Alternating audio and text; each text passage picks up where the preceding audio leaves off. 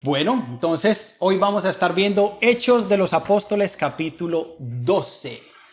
Ya hemos avanzado bastante, ya estamos empezando lo que es la tercera etapa del libro. Dijimos que las primeras dos etapas era la predicación del Evangelio en Jerusalén, la segunda etapa era la predicación del Evangelio en Judea y Samaria, y ahorita ya estamos viendo ya cómo va a empezar a esparcirse a través de todo el mundo, los confines de la tierra. Entonces, en el estudio pasado estuvimos viendo la historia de cuando Pedro regresó a Jerusalén después de haber predicado en casa de Cornelio. Hablamos que Pedro fue a la casa de Cornelio en Cesarea y que allá el Espíritu Santo descendió, fue derramado y llenó a todas las personas que estaban en esa casa. Fue un acontecimiento milagroso porque fue el primer evento donde un conjunto de gentiles, personas que no eran judías, fueron llenas del Espíritu Santo, fueron sellados, vinieron a ser parte de la familia de Cristo. Y entonces Pedro regresa a Jerusalén, me imagino emocionado a contarle, y vemos que fue recibido con críticas. Lo primero que le dicen unos creyentes de Jerusalén fue: pero Pedro, ¿cómo pudiste entrar en casa de incircuncisos? ¿Cómo pudiste, Pedro?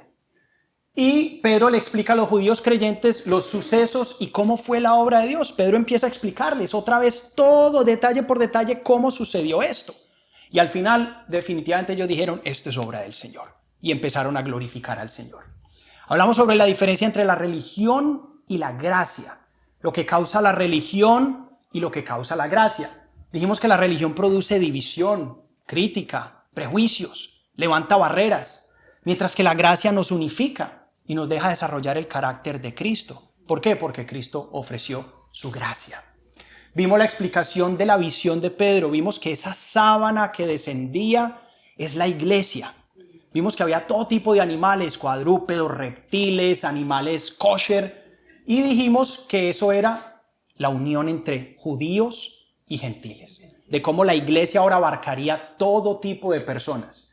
Hablamos sobre el viaje de Bernabé a Antioquía. Se nos dice que Bernabé fue rumbo a Antioquía y allá hablamos de que fueron llamados por primera vez cristianos a los seguidores de Jesús.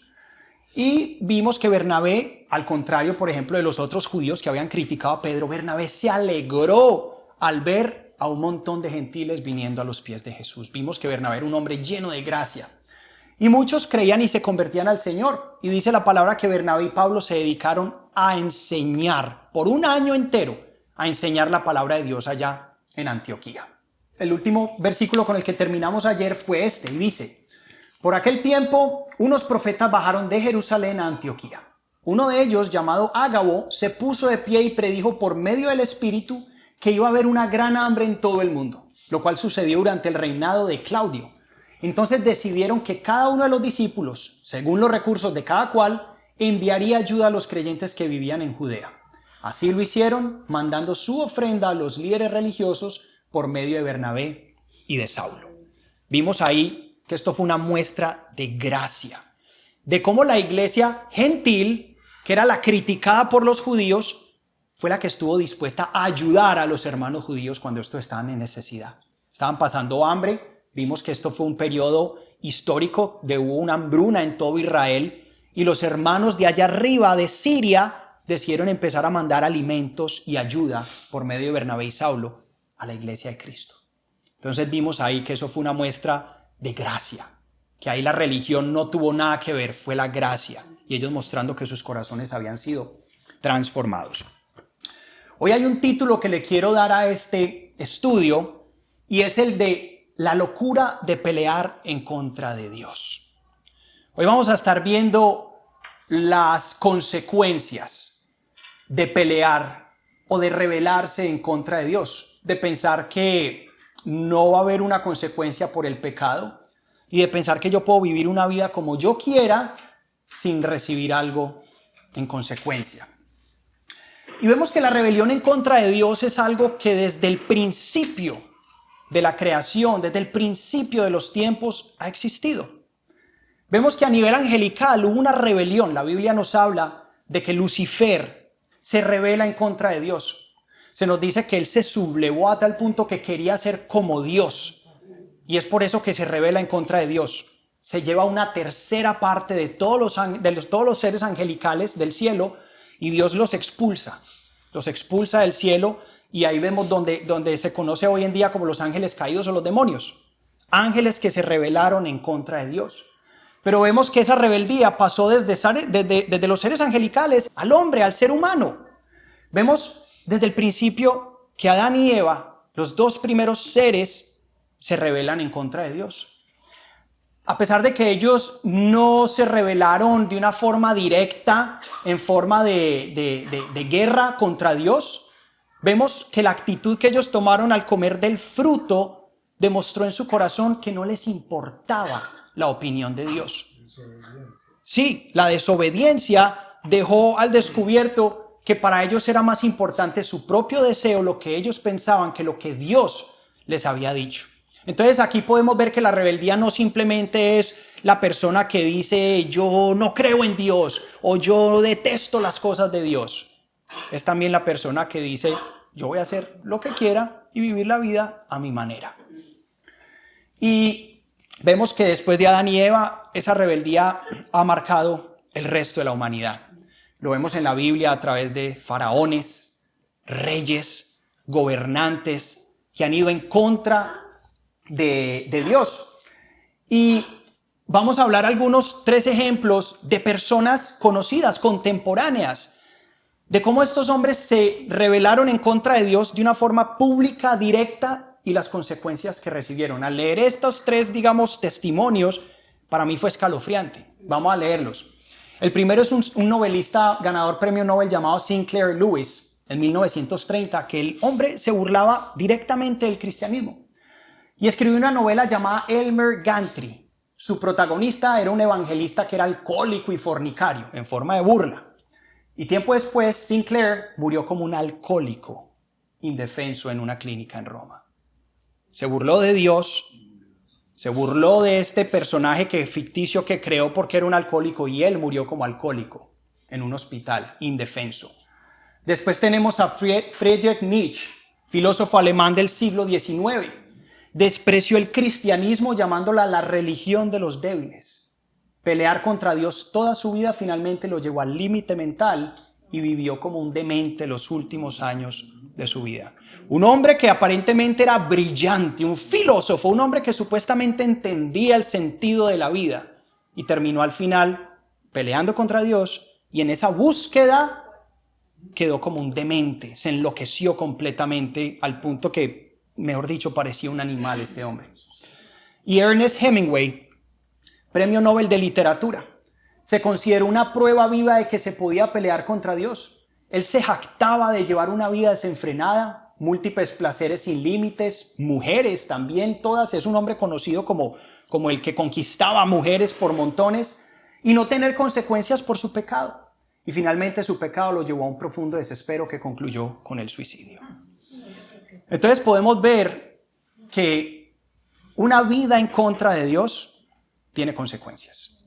No solamente en los relatos bíblicos, lo vemos en historias día tras día. Personas que piensan que se pueden burlar de Dios, pero de Dios nadie se burla. Nadie se burla. Hay que tener un respeto, un temor reverente, porque aunque Dios es amor y es gracia, es un Dios justo del cual nadie se burla. Y vamos hoy a enfocarnos especialmente en una familia que constituyó una dinastía. Ellos fueron reyes por muchas generaciones. Y estamos hablando de la dinastía herodiana. La Biblia habla múltiples veces de Herodes. En el Nuevo Testamento escuchamos el nombre de Herodes, mejor dicho, desde principio hasta final del Nuevo Testamento. Y uno dice, pero oye, este tipo ¿cuántos años vivió? Pero es que no es el mismo. Cuando la Biblia habla de Herodes, al principio habla de uno, al final habla de otro. Este era un título que cargaban ellos, como por decir cuando uno decía el César, ¿cierto? Entonces cada vez que alguno subía al trono, llevaba el título de Herodes por lo general. Pero vamos a empezar con el primero, Herodes el Grande.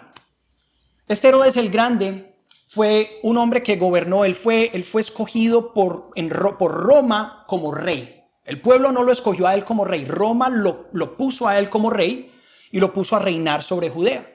La gente no lo quería Primero porque no lo habían escogido y segundo porque era un hombre malo. Era el hombre que quería matar a Jesús cuando se enteró que los magos le dijeron que habían venido a visitar al rey de los judíos. Y cuando él escuchó la palabra rey de los judíos, él dijo, pero ¿cómo así? Yo soy el rey de los judíos. ¿Dónde está ese bebé? Vamos a ver. Y le pide a los magos que vayan y le digan dónde está. Y Dios, por medio de sueños y visiones, le habla a estos hombres y les dice que no vuelvan donde Herodes. Pero vemos que es el hombre que comete esa masacre, ese genocidio de todos estos bebés recién nacidos en la época de Judea. Durante esta época, esto es un relato que está en todos los archivos históricos. Fue una matanza de miles y miles de bebés. Entonces, por algo este hombre no era muy querido. Y este hombre, al morir, su reino se dividió entre 3 de sus hijos, que eran Antipas, Arquelao y Filipo. El que toma el trono es, digamos, en la zona de Galilea, que eso es el otro que vamos a ver en la historia de Jesús, fue Herodes Antipas. Él quedó como gobernador o tetrarca, que gobernaba una cuarta parte del reino, que era Galilea y Perea. Y este es el Herodes que conocemos o que escuchamos ya en la parte de la historia de Jesús, cuando Jesús está ya yendo para la cruz, que tiene que, cierto, va y habla con Herodes, en la época ya de Pilato. Este es el Herodes del que estamos hablando, Herodes Antipas. También fue el mismo Herodes que mandó a decapitar a Juan el Bautista. O sea que vemos que la maldad venía de generación en generación. Después vemos a Herodes Agripa I. Este es nieto de Herodes el Grande, y reina sobre toda Judea como su abuelo. A él le queda no solamente una zona, sino vuelve y todo el reino le queda consolidado a él. Este fue el que persiguió a la iglesia, ahorita en el capítulo 12. En este capítulo 12, Agripa I es el hombre del que vamos a hablar. Y fue el que mandó a matar por espada al apóstol Santiago. Y después de él viene su hijo, que es Herodes Agripa II. Y este fue el último rey de la dinastía. Este hombre se va a ver alrededor de Hechos 25 como el rey donde cuando, digamos, salva a Pablo de ser juzgado y encarcelado porque era un ciudadano romano. Pero entonces ahorita nos vamos a enfocar en este hombre, Herodes Agripa I.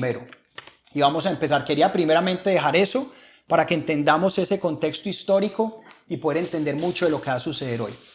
Entonces, Hechos 12:1 al versículo 5 dice: En ese tiempo el rey Herodes hizo arrestar a algunos de la iglesia con el fin de maltratarlos. A Santiago, hermano de Juan, lo mandó a matar a espada. Al ver que esto agradaba a los judíos, procedió a prender también a Pedro. Esto sucedió durante la fiesta de los panes sin levadura. Después de arrestarlo, lo metió en la cárcel y lo puso bajo vigilancia de 4 grupos de 4 soldados cada uno. Tenía la intención de hacerlo comparecer en juicio público después de la Pascua. Pero mientras mantenían a Pedro en la cárcel, la iglesia oraba constante y fervientemente a Dios por él. Entonces ya vemos que ese Herodes del que estamos hablando empezó a arrestar personas. Y la pregunta es, ¿pero por qué? Si este hombre, no se había como hablado mucho de él. ¿Pero qué pasa? Ya vimos que esta dinastía herodiana no era muy querida por el pueblo. Estos hombres buscaban de alguna u otra manera ganar el favor del pueblo. Herodes manda a matar. Él sabe que ahorita está pasando todo este problema con el pueblo de Cristo. Y él dice, bueno, yo veo que los judíos están en contra de esos cristianos. Vámonos nosotros en contra de los cristianos a ver si nos ganamos el favor de los judíos. Entonces manda a matar a uno de ellos, Santiago, a uno de los 12 apóstoles. Este Santiago, o Jacobo, como dice otra versión, es el hermano de Juan. ¿Se acuerdan que habían 2 hermanos pescadores que el Señor los encuentra pescando, que también son llamados los hijos del trueno, hijos de Zebedeo? Este no es Santiago, el hermano de Jesús. No los confundamos, porque uno fue un líder en la iglesia, este simplemente era un discípulo, uno de los 12. Y era uno de los discípulos más cercanos de Jesús, junto con Juan y Pedro. Estos 3 hombres fueron el círculo más cercano de Jesús. A pesar de que Jesús tenía los 12, estos 3 eran su círculo más cercano. Vemos que él estuvo presente en acontecimientos donde ninguno de los otros estuvo presente, aparte de Juan y de Pedro, que fue, por ejemplo, en el monte de la transfiguración, cuando Jesús se transfiguró y ellos pudieron verlo, pudieron ver a Elías, a Moisés.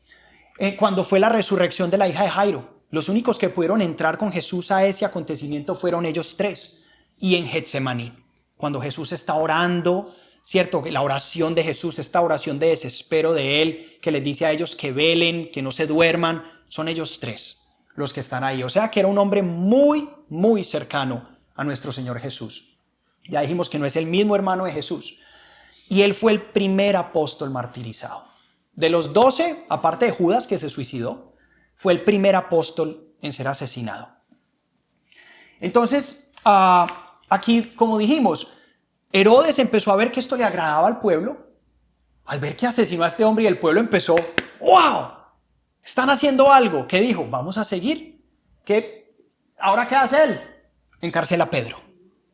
Dice, listo, ahora vamos a seguir con Pedro. Pero, como estamos en plena fiesta, vamos a esperar. Encarcelémoslo por ahora. No vamos a hacerle nada todavía, vamos a meterlo a la cárcel. Entonces, como dijimos, él buscaba ganarse el favor del pueblo maltratando a los cristianos. Y él tenía planeado enjuiciar a Pedro después de la Pascua. ¿Por qué no lo quería hacer durante este tiempo? Porque sabía que la gente está ahorita en mitad de su fiesta, la gente está enfocada en sus fiestas. Entonces él dice, esperemos que pasen las fiestas, que la gente aún de pronto siga acá, no se haya ido a sus tierras, y hacemos el juicio de Pedro públicamente para que todos vean lo que yo estoy haciendo por el pueblo. Todo era con tal de él ganar favor. Y Pedro fue puesto bajo máxima autoridad, porque Herodes ya sabía. Él conocía la historia de cómo Pedro ya se había librado de la cárcel antes. Él sabía que tenía que tener mucho cuidado con este hombre, porque para él era muy escurridizo. Él de pronto no creía que Dios fuera el que lo hubiera salvado, pero decía, este hombre tiene mañas, de alguna manera se ha volado, vamos a ponerle máxima seguridad. 4 escuadrones de 4 soldados cada uno. O sea, 16 soldados vigilándolo, día y noche, se turnaban. Dice la palabra que mientras 2 estaban amarrados a él, habían otros 2 vigilando. O sea, no había forma posible y humana de que Pedro pudiera escaparse. ¿Y qué hacía la iglesia mientras esto sucedía? La palabra nos dice que ellos oraban constante y fervientemente a Dios por él. Miren lo que hacen los hermanos cuando uno está en aprietos. Oran constantemente, o sea, sin parar y fervientemente. Y la palabra fervientemente viene del griego ektenos, que significa con intensidad. Es más, cuando vamos a analizar esa palabra en Lucas 22:44, miren lo que dice. Cuando Jesús está en Getsemaní, pero como estaba angustiado, se puso a orar con más fervor, ektenos, y su sudor era como gotas de sangre que caían a tierra. Entonces, de esa misma manera que Jesús está orando en Getsemaní, para que, Padre, si es posible, deja que pase esta copa. De la misma forma, estaban orando todos estos hermanos por Pedro. De una forma, mejor dicho, una oración en el Espíritu. Y luego continúa aquí, versículo 6, y dice, la misma noche en que Herodes estaba a punto de sacar a Pedro para someterlo a juicio, este dormía entre 2 soldados, sujeto con 2 cadenas. Unos guardias vigilaban la entrada de la cárcel.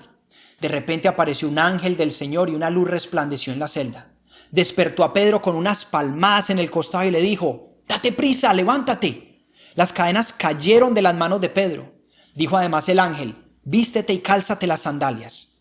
Así lo hizo y el ángel añadió, échate la capa encima y sígueme.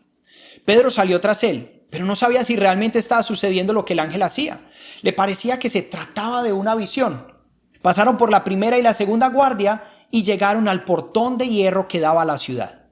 El portón se abrió por sí solo y salieron.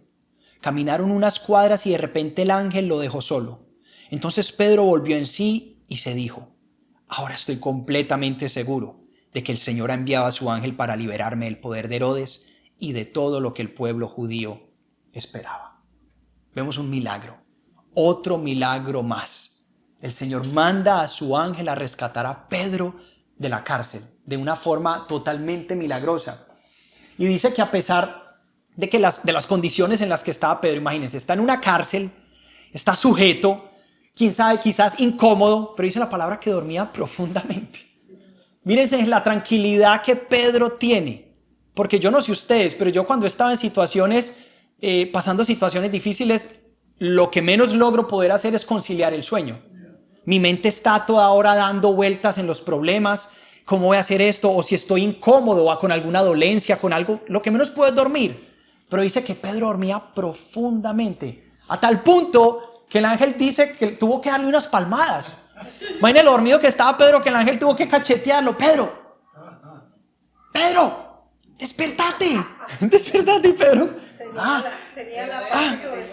No, o sea, es que miren la Biblia, o sea, la Biblia es cómica. Lucas hasta da detalles como estos. Por ejemplo, dice, mire, el ángel le dice, Pedro, me imagino Pedro ya saliendo, Pedro, vístete y cálzate, vístete y cálzate, o sea, estás casi desnudo, vístete y cálzate, por favor. Y así lo dice, y después le dice, y échate la capa encima y sígueme. Y Pedro está, yo creo que como cuando lo despiertan a uno así de repente, que uno está todo atontado, que dice él mismo, no sabía si era una visión, si era un sueño o si era real. Yo creo que él no entendía lo que estaba pasando. Y miren que Pedro sabía que de la misma forma que Dios lo había rescatado antes, lo haría otra vez. Él estaba confiado. Pedro sabía que Dios de alguna manera lo haría. Y más adelante Pedro nos aconsejaría a los creyentes a descansar en el Señor. Miren lo que dice 1 de Pedro 5:7. Echando toda vuestra ansiedad sobre Él, porque Él tiene cuidado de vosotros. Miren las palabras que Pedro podía decir con autoridad, porque él mismo las había vivido en momentos como estos. Y el plan de Herodes y su guardia, su escuadrón, no podía competir contra el plan de Dios. De la misma forma en que el haber acorralado al pueblo de Israel contra el Mar Rojo, pensaron ellos que los tenían ahí, no se imaginaban lo que Dios iba a hacer para liberar a su pueblo. Y de la misma forma, Herodes pensaba que al tener una cantidad de soldados custodiando a este hombre, este no se iba a volar, pero no podían contra el plan de Dios. Y como dijimos, el ángel tuvo que despertarlo y milagrosamente se caen las cadenas de Pedro. Y miren, pues ahí él dice, ahora estoy completamente seguro de que el Señor ha enviado a su ángel para liberarme del poder de Herodes y todo lo que el pueblo judío esperaba. Y ahora vemos que los propósitos de Dios no pueden ser frustrados. Nadie. Si Dios tiene un propósito con tu vida, si Dios nos ha dado a nosotros un propósito, un ministerio, una familia, nada podrá frustrar el plan de Dios para nuestra vida. Podrán haber tropiezos, podrán haber desvíos de nuestra parte, pero los planes del Señor nadie los frustra. Nadie, sin importar quién sea, ni el mismo Satanás. Ni el mismo Satanás tiene autoridad o poder. El Señor lo que dice se cumple tal y como Él lo ha dicho. Y continuamos aquí con Hechos, el capítulo 2, el versículo 12 dice: cuando cayó en cuenta de esto, Pedro, ¿cierto? Cayó en cuenta de que el ángel lo había rescatado y lo había librado de Herodes, se fue a casa de María, la madre de Juan, también llamado Marcos. Ahorita es importante ese nombre, porque ese nombre va a empezar a sonar mucho de ahora en adelante. Juan Marcos. La palabra muchas veces se conoce como Juan Marcos, pero era Juan o también pues se le conocía como Marcos, donde muchas personas estaban reunidas orando. Llamó a la puerta de la calle y salió a responder una criada llamada Rode. Al reconocer la voz de Pedro, se puso tan contenta que volvió corriendo sin abrir. ¡Pedro está a la puerta!, exclamó. «¿Estás loca?», le dijeron. Ella insistía en que así era, pero los otros decían: «Debe ser su ángel». Entre tanto, Pedro seguía llamando. Cuando abrieron a la puerta y lo vieron, quedaron pasmados. Con la mano Pedro hizo señas de que se callaran y les contó cómo el Señor lo había sacado de la cárcel. «Cuéntenles esto a Santiago». Este Santiago ya es el otro. Este Santiago ya es el hermano de Jesús, que es líder de la iglesia en Jerusalén. «Y a los hermanos», dijo. Luego salió y se fue a otro lugar. Entonces aquí vemos que Pedro sale, me imagino en horas de la noche, de una. Y él sabe que el único lugar al que puede ir ahorita es donde sabe que se reúnen sus hermanos a orar. Él dice: yo no sé si este está ahorita en la casa, si estará dormido. Yo me voy para la casa de la mamá de Juan Marcos, de María. Y llega a la casa de esta mujer donde están todos orando. Y vemos que esta mujer quizás es una familia adinerada, porque dice que es una casa donde habían muchas personas orando. Aparte de eso, tenían criados. En esta época las personas que tenían criados eran las personas muy adineradas. Y se nos dice que hay una criada llamada Rode, que es cierto, en el momento mi imagino está ahí cerca de la puerta y escucha la puerta. Cuando va y ve que es Pedro, la mujer se emocionó tanto que ni siquiera le abrió. O sea, Pedro, espere. Salió y llegó Pedro. Y Pedro allá afuera como, ábrame. ¡Ey, ábrame! Sin querer hacer de pronto mucho ruido porque sabe que, o sea, es un fugitivo. Es un fugitivo.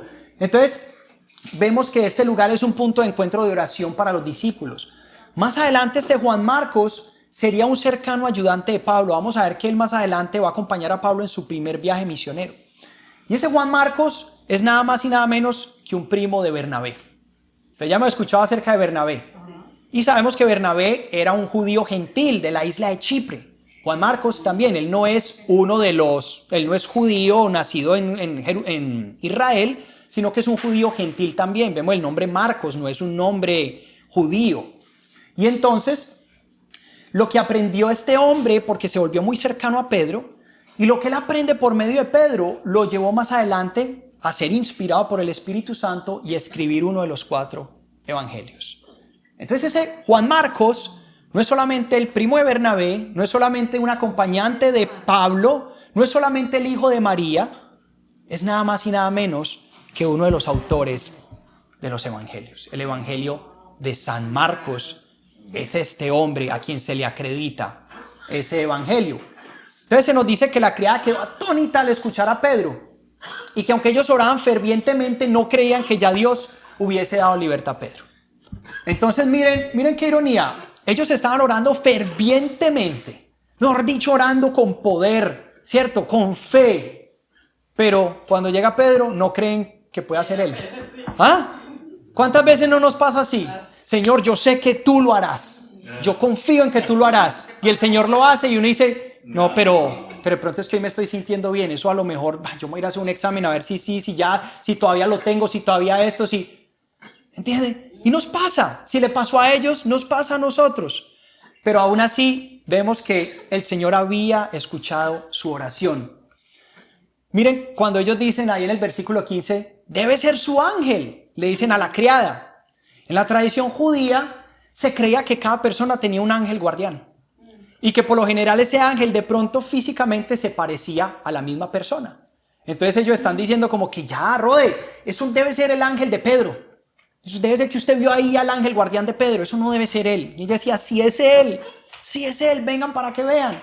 Y finalmente, ante el incesante llamado de Pedro, deciden bajar y ver con sus propios ojos a Pedro frente a ellos. Y cuando abrieron la puerta y lo vieron, quedaron pasmados, atónitos. Y con la mano Pedro les hacía señas, les decía, por favor, hombre, porque todos, Pedro, a medianoche, y Pedro, silencio. Y Pedro simplemente lo que hace es relatarle a ellos lo que sucede. Él les relata a ellos todo lo que pasó, de cómo el ángel lo liberó. Y les da una orden, le dice, notifiquen a Santiago, cuéntenle todo esto a Santiago, pero al hermano de Jesús. Y luego dice que se va. Pedro se va, él no se queda ahí. Dice, salió y se fue a otro lugar. ¿Dónde? No sabemos. Pero ¿por qué ese detalle es importante? Porque esta está siendo la penúltima aparición de Pedro en el libro de Hechos. Yo sé, lo vamos a extrañar. Yo lo voy a extrañar. Porque hasta ahora prácticamente hemos visto toda la historia de Pedro. El capítulo 13 vamos a empezar ya con el primer viaje misionero de Pablo. Y Pedro se vuelve a mencionar en el capítulo 15 cuando están reunidos el concilio reunidos pues ellos, la iglesia ahí en Jerusalén para tomar unas decisiones y se menciona a Pedro nuevamente. Pero este es el penúltimo ya momento donde vamos a ver a Pedro. Se nos dice que se fue a otro lugar, no sabemos a dónde, pero sabemos que siguió haciendo la obra del Señor. Pedro no se fue a descansar, no se fue a dar unas vacaciones, él siguió con la obra. Pero Lucas decide cambiar el enfoque, el Espíritu Santo le muestra a Lucas que ahora el enfoque debe ser Pablo. Entonces dice que al amanecer se produjo un gran alboroto entre los soldados respecto al paradero de Pedro. Herodes hizo averiguaciones, pero al no encontrarlo, tomó declaración a los guardias y mandó a matarlos. Después viajó de Judea a Cesarea y se quedó allí. Entonces, Como decías ahorita, ¿qué les irá a pasar? Pobres. Pues para un guardia romano, lo peor que podía pasar era que un fugitivo, pues que un prisionero se fugara. Era lo peor porque les costaría la vida a ellos. Y dice que en la madrugada se generó un gran alboroto. Me imagino por la mañana se despiertan los guardias en la celda con las cadenas en sus manos. ¿Qué pasó? ¿Qué pasó? Van y le preguntan a los de la entrada y los de la entrada dicen, ¿cómo así? ¿Pero no está con ustedes? No, ¿qué pasó? Oh, no. ¿Qué pasó? ¿Qué pasó? ¿Y ahora qué va a pasar? Todos están pensando, aquí nos va a ir mal. Aquí nos va a ir mal a nosotros, porque somos nosotros los que vamos a tener que pagar por esto. Y un soldado romano sabía muy bien lo que le esperaba esa pena de muerte. Miren lo que dice Hechos 16:27. Dice, despertando el carcelero y viendo las puertas de la cárcel abiertas, sacó la espada y se iba a matar, pensando que los presos habían huido. Ese relato más adelante es cuando Pablo también y Silas están encarcelados. Es un contraste de los resultados que suceden. Sí, entonces digamos en este caso, el soldado estaba listo ya para decir, no, yo no me voy a dejar matar, yo mismo me voy a matar. Y se iba a asesinar y Pablo le dice, no, espera, yo estoy aquí, espera. Pero entonces vemos que ellos sabían lo que les esperaba. Ese versículo nos deja ver eso, el temor de esta gente de saber que los van a, y quizás ni siquiera a asesinar eso, quizás ni siquiera un asesinato inmediato, una tortura, y eso es lo que ellos querían no querer pasar. Entonces después dice que después de ejecutarlos, Herodes, indignado, decide irse a su palacio en Cesarea. Yo me imagino la rabia de este hombre. Yo me imagino este hombre se sintió burlado completamente. Él tenía todo un plan ya hecho. Decía, después de la Pascua lo vamos a soltar. Es más, dice que esa mañana estaba supuesto a llevar a juicio a Pedro. O sea, Herodes yo creo que se levantó esa mañana listo cuando le llegan con esa noticia. Yo no me imagino la reacción de ese hombre, pero vemos que se desquitó de una con estas personas. Y ni siquiera ese acontecimiento, o sea, ni siquiera el haber visto cómo milagrosamente este hombre se escapó, fue suficiente para que Herodes se diera cuenta de que estaba luchando contra Dios. Vuelven y me retumban esas palabras de Gamaliel. Cuando decía, tengan cuidado, no sea que se encuentren luchando en contra de Dios. Gamaliel muy bien y sabiamente sabía que si se encontraban luchando en contra de Dios, eso era estar luchando en contra de la corriente. No hay nada que pudieran ellos hacer. No hay nada que Herodes pudiera hacer para parar el plan de Dios sobre su pueblo. Entonces, después acá se nos dice que Herodes estaba furioso con los de Tiro y Sidón. Aquí es bueno saber que acá pasa un lapso de tiempo. Aquí esto no pasa inmediatamente. Herodes se va para su palacio en Cesarea, pero ya después pasa un tiempo, corto tiempo, y se nos dice que Herodes estaba furioso con los de Tiro y Sidón. Pero ellos, dice, se pusieron de acuerdo y se presentaron ante él, habiéndose ganado el favor de Blasto, hombre de confianza del rey, pidieron paz porque su región dependía del país del rey para obtener sus provisiones. El día señalado, Herodes, vestido con su ropaje real y sentado en su trono, dirigió un discurso al pueblo. La gente gritaba, voz de un Dios, no de hombre. Al instante, un ángel del Señor lo hirió porque no le había dado la gloria a Dios. Y Herodes murió comido por gusanos. Entonces se nos dice que Herodes estaba furioso con los de Tiro y Sidón. ¿Qué era Tiro y Sidón? Tiro y Sidón eran dos ciudades en la región del Líbano. Vemos que acá todo esto es Israel. Acá está la región de Galilea, aquí está el mar de Galilea, vemos que aquí está Nazaret, ¿cierto? Esta zona era una de las zonas que Jesús solía visitar muy a menudo, pero aquí arriba ya están todas las fronteras. Aquí, por ejemplo, está la frontera con lo que es el Líbano. Entonces, Tiro y Sidón son dos ciudades del Líbano. Están fuera de la jurisdicción de Israel, no pertenecen a Israel, pero aún así dependían de gran parte de Israel, porque Israel les suministraba a ellos alimento. Entonces había una alianza entre ellos. Se nos dice en la Biblia, muchas veces se menciona el Líbano como un lugar donde se exportaban grandes cantidades de madera robles del Líbano, mucha madera, de ahí venía madera muy buena. De hecho, mucha de la madera que se usó para la construcción del templo en la época de Salomón provenía de allá. Entonces habían alianzas entre Israel y ellos, pero ellos dependían prácticamente era del alimento de Israel. Entonces ellos parece que no estaban en muy buenos términos con Israel. Y Herodes estaba furioso con ellos. No nos dice la Biblia por qué razón, pero estaba furioso con Tiro y Sidón. Y ellos se pusieron de acuerdo y se presentaron donde él dijeron, necesitamos ver cómo hacemos, pero necesitamos otra vez, tener paz con Israel. Vamos a presentarnos delante del rey y vamos a ver qué pasa. Y este relato sucede un tiempo después de que Pedro huye de la cárcel. Y aunque estos no estaban bajo la jurisdicción, dijimos, de Herodes, eran abastecidos de alimento. Miren lo que dice Primera de Reyes 5, del 9 al 11. Estamos hablando cientos de años atrás. Dice, mis siervos la llevarán desde el Líbano al mar, y la enviaré en balsas por mar hasta el lugar que tú me señales, y allí se desatará, y tú la tomarás, y tú cumplirás mi deseo al dar de comer a mi familia. Este es un hombre hablándole a Salomón. Dio pues Hiram a Salomón madera de cedro y madera de ciprés, toda la que quiso el rey. Y Salomón daba a Hiram 20,000 coros de trigo para el sustento de su familia y 20 coros de aceite puro. Esto daba Salomón a Hiram cada año. Entonces, miren, había un tratado ahí. Deme madera, tráigame toda esa madera para yo poder construir acá y yo le doy a usted, ¿cierto? Harina y trigo y aceite para que usted pueda sustentar a su familia. Entonces ya vemos que desde la antigüedad, miren lo que dice Esdras 3:7.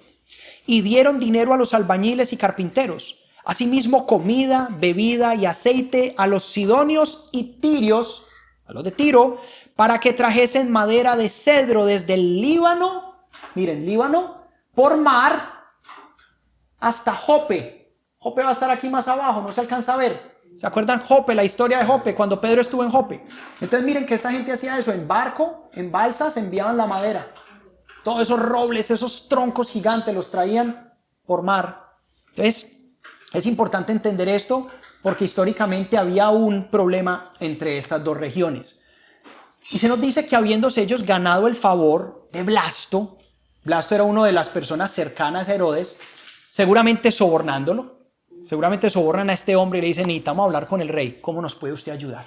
Ok, ¿qué me pueden ustedes dar? Yo les ayudo, yo les consigo una cita con el rey. Entonces, habiéndose ganado el favor de Blasto, logran acceder a hablar con Herodes. Y Herodes accede, ¿cierto?, a hablar con ellos y a llegar a un tratado con ellos. Pero no de gratis. Herodes dice, pero a cambio va a ser un espectáculo donde él va a ser el centro de atención. Miren este hombre egocentrista, solo pensando en él, en su poder. Y es muy curioso ver, aquí la Biblia nos lo relata muy cortamente. Ahí dijimos que la gente, dice el rey el día señalado, que Herodes iba a hacer este show, dice, vestido con su ropaje real y sentado en su trono, dirigió un discurso al pueblo. Y después del discurso la gente gritaba, voz de un Dios, no de hombre. Y al instante un ángel del Señor lo hirió porque no le había dado gloria a Dios y Herodes murió comido por gusanos. Pero es curioso ver cómo un historiador israelita, un historiador judío, Josefo, que es el historiador más conocido del judaísmo, escribió este relato en uno de sus libros de historia judía y nos da unos detalles mucho más profundos de lo que sucedió.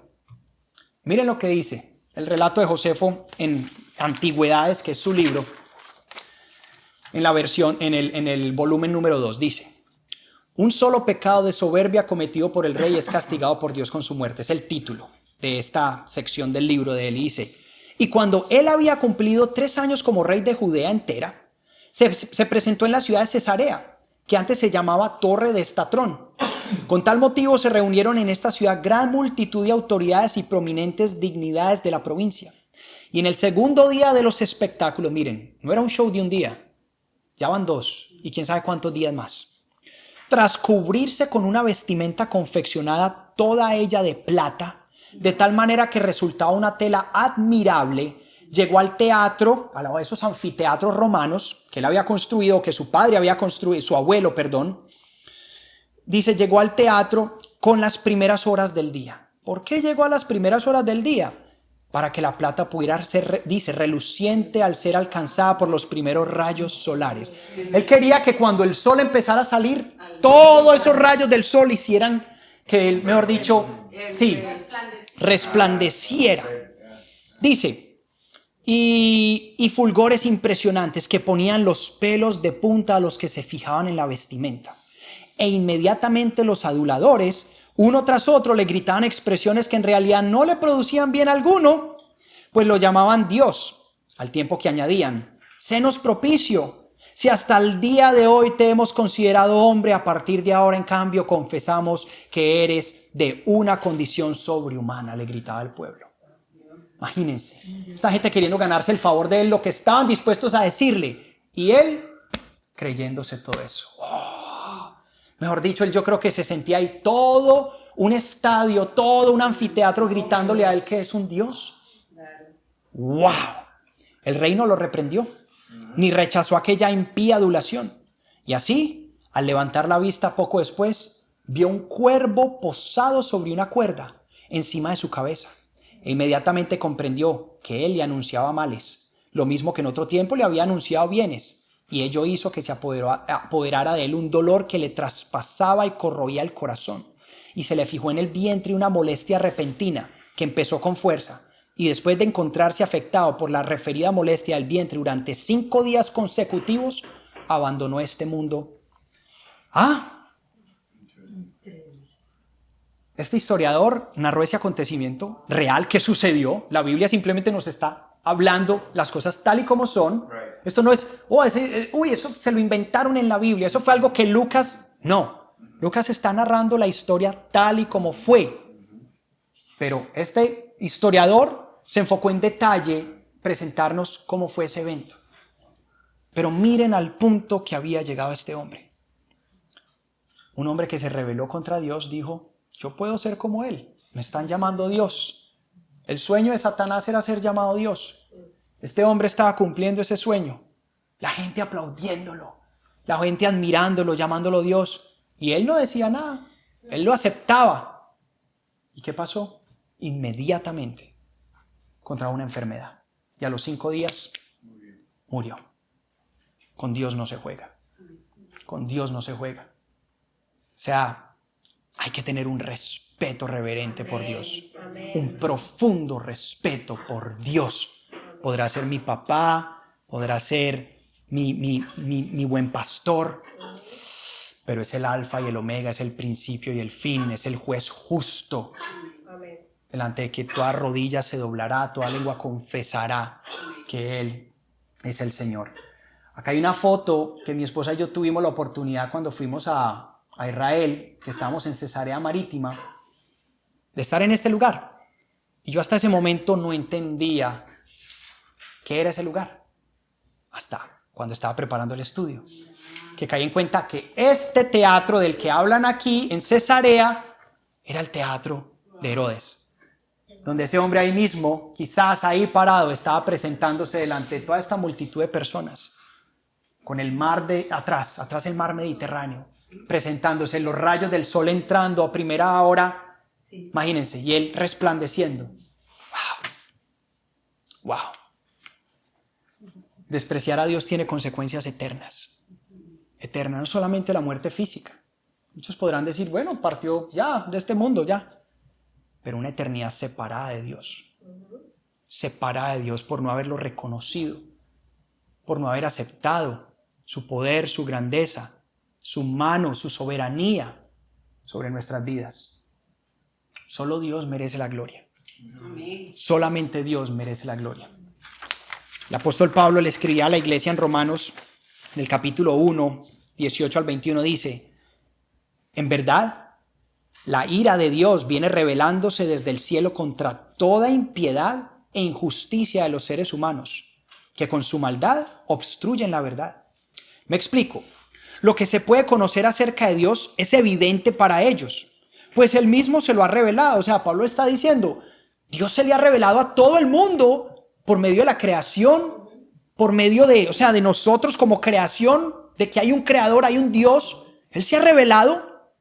Porque desde la creación del mundo las cualidades invisibles de Dios, es decir, su eterno poder y su naturaleza divina, se perciben claramente a través de todo lo que Él creó. De modo que nadie tiene excusa para decir que no existe Dios.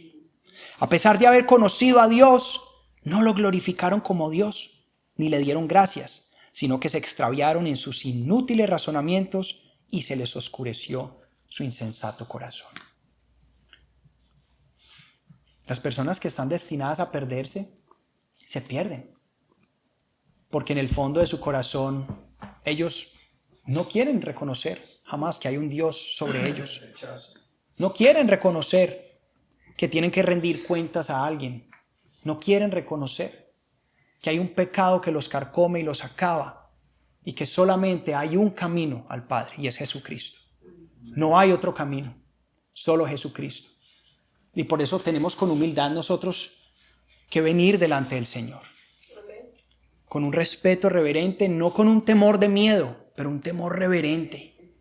Saber que estamos frente al Dios poderoso, ante el que tiene mi salud en sus manos. Así como me la está dando, me la puede quitar. Así como le da vida a mi familia, la puede quitar. Él es el dador de la vida, pero el que quita la vida también. Entonces, tenemos nosotros que tener mucho cuidado.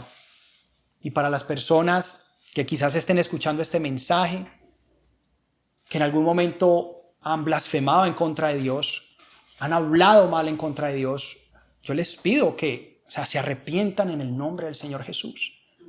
Si aún están vivos es porque hay esperanza de arrepentirse. El mismo Hijo de Dios decía que si hablan en contra de Él, blasfeman en contra de Él, hay perdón. Pero aquel que blasfema en contra del Espíritu Santo de Dios, haciendo a Dios pasar por mentiroso,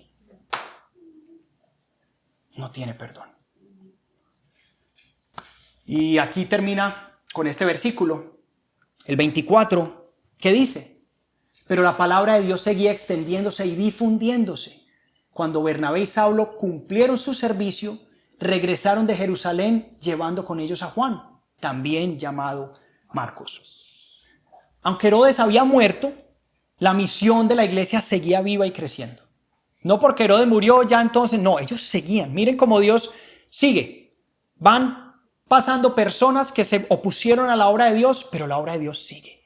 ¿Cuántas personas hasta ahora hemos visto que se han opuesto a la obra? Sumos sacerdotes, gobernantes, todo tipo de personas, soldados, pero no han podido parar la obra de Dios. Y después de la muerte de Herodes, Saulo y Bernabé cumplen con su misión de llevar alivio al hambre de la iglesia en Jerusalén. Entonces, ¿se acuerdan que en el capítulo 11 hablamos de eso?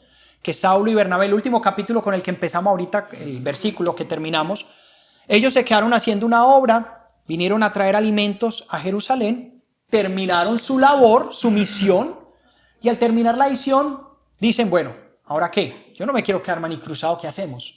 Señor, ¿a dónde nos quieres mandar? Y el Espíritu Santo los inspira para comenzar el primer viaje misionero a las afueras, el primer viaje misionero de Pablo. Y Pablo se va a llevar a dos compañeros. Bernabé, que hasta ahora es su hermano más cercano, aquel que ha confiado en Pablo, aquel que intercedió por Pablo, que dijo: hey muchachos, créanle, el hombre es un hombre nuevo. Bernabé ha tenido misericordia de Pablo. Por eso Pablo lo aprecia y lo quiere tanto. Y se van a llevar al primo de Bernabé, Juan Marcos.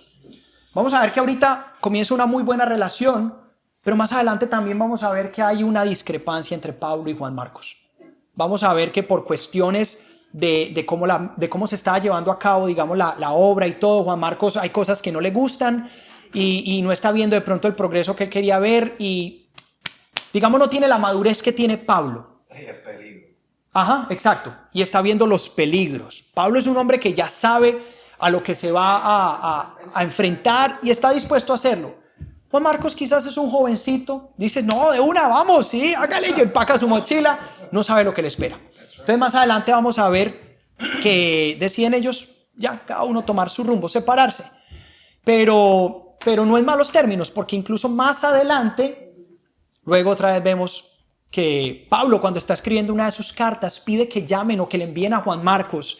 Entonces vemos que va a haber una amistad muy cercana y aparte de eso, sabemos que Dios escogió a este hombre, a Juan Marcos, para escribir uno de los evangelios. Este hombre ya está escribiendo todos los acontecimientos que Pedro le iba narrando. Acordémonos que este hombre no vivió con Jesús, no fue uno de los 12. Por lo tanto, él no tuvo acceso a lo que pasaba. Pero la creencia es que este hombre narró todos los acontecimientos de Pedro. Y bueno, y con esto terminamos el capítulo 12.